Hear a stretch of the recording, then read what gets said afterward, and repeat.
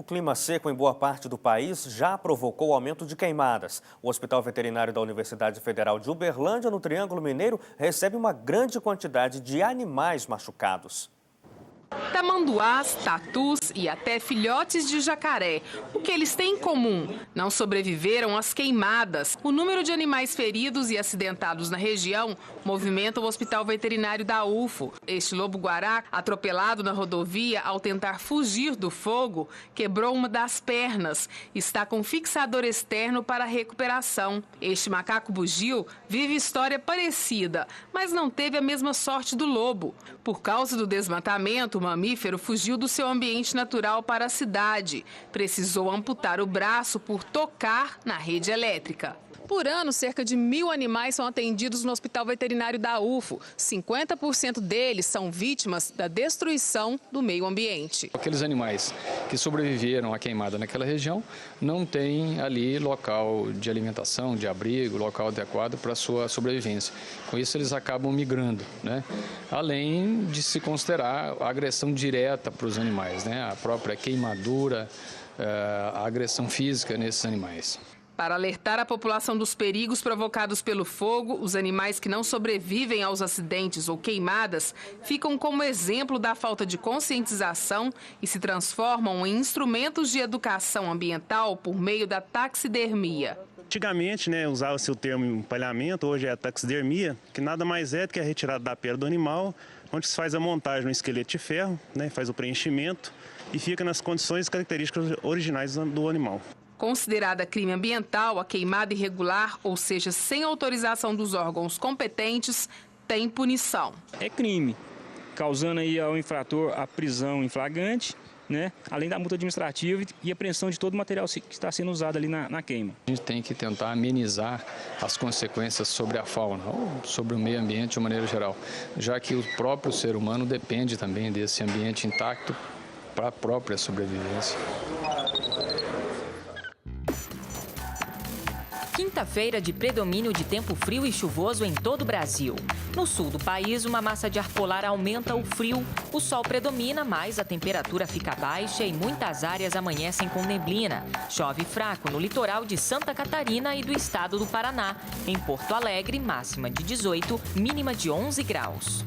Ventos marítimos espalham umidade sobre a região sudeste. Quase toda a região tem sol e muitas nuvens. Chove fraco no litoral e norte de São Paulo, no Rio de Janeiro, no Espírito Santo e também no centro-leste de Minas Gerais. No Rio de Janeiro, máxima de 23, mínima de 15 graus. No centro-oeste, sol, muitas nuvens e chuva no sul de Goiás. No norte de Goiás, no sul do Mato Grosso e norte do Mato Grosso do Sul, muitas nuvens, mas sem chuva. Nas demais áreas da região, sol brilha forte e faz calor. Em Campo Grande, máxima de 22, mínima de 15 graus.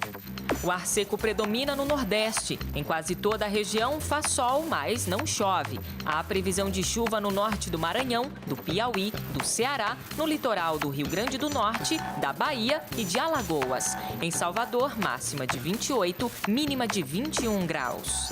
No norte, sol forte no Tocantins, no sul do Pará e do Amazonas, no leste do Acre e em Rondônia.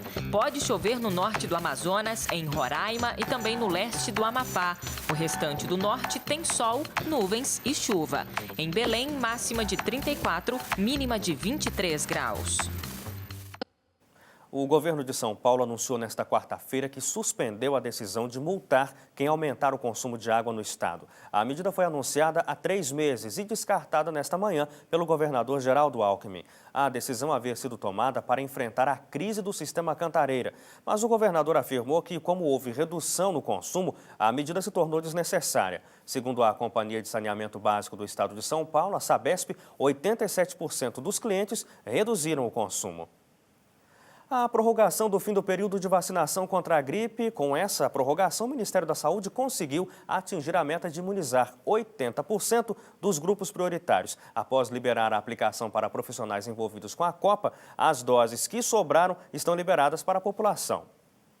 A campanha de vacinação contra a gripe começou em 22 de abril. E ainda que houvessem filas em alguns locais, para atingir a meta mínima de vacinar 80% dos 49 milhões e 600 mil integrantes dos grupos prioritários, houve necessidade de prorrogação do prazo. E alguns fatores contribuíram para esse clima de tranquilidade da população. O frio chegou mais tarde e sem muita intensidade. Os grupos de risco estão se vacinando com frequência anual e, com isso, a resistência ao vírus torna-se maior. Além disso, a conscientização individual também influencia.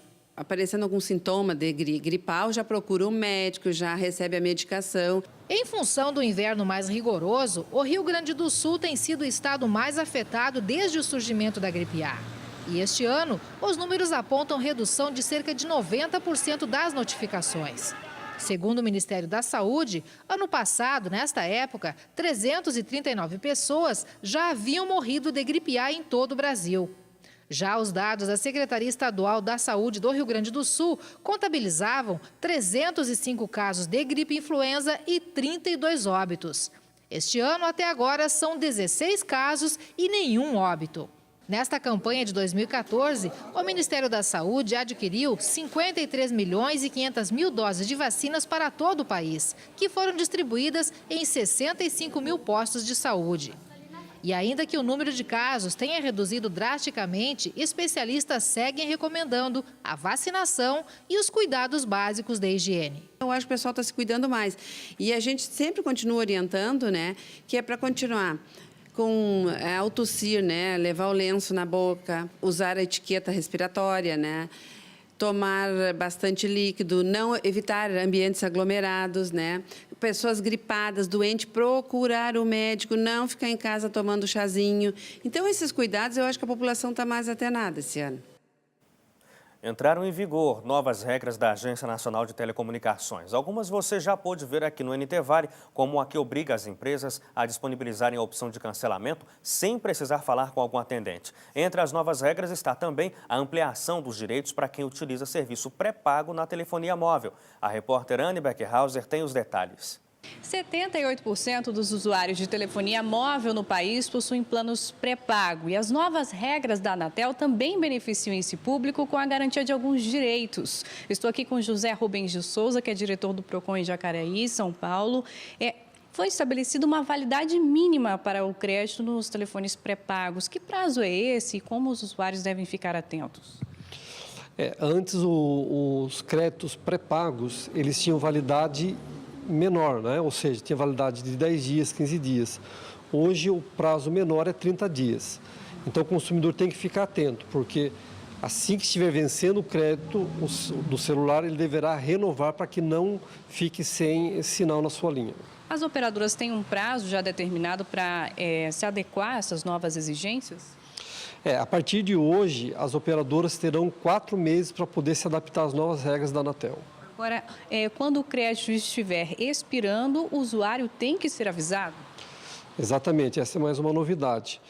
Assim que estiver vencendo o crédito do consumidor, ele receberá uma mensagem, seja por texto ou até mesmo por uma chamada telefônica, dizendo para ele renovar porque o crédito está se encerrando. Agora, se a determinação não for cumprida pelas operadoras, o que pode acontecer?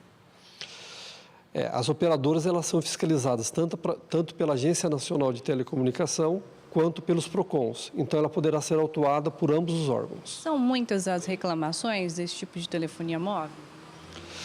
Aqui nós recebemos reclamações tanto de pós-pago quanto pré-pago. E as reclamações de pré-pago, em sua maioria, são créditos que o consumidor compra e não aparece na sua conta. A expectativa é de que isso diminua a partir dessas regras? Com certeza, a partir das novas regras, o consumidor terá mais proteção, portanto, haverá menos reclamação no PROCON. Certo, muito obrigada pelas suas informações. Voltamos aos estúdios do Jornal NT Vale.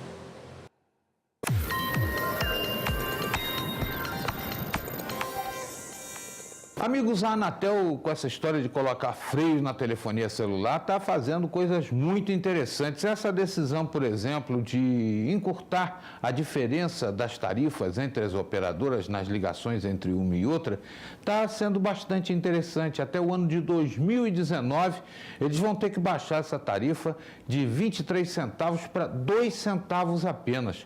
Isso vai ser importante, vai estimular a concorrência entre elas e me parece até com um alcance mais profundo que as decisões que até garantiram que os créditos devam valer no mínimo por 30 dias. Bem interessante. São 7h22 agora no horário de Brasília e ainda hoje, conscientização de respeito às mulheres. Campanha diz não ao abuso sexual na Copa.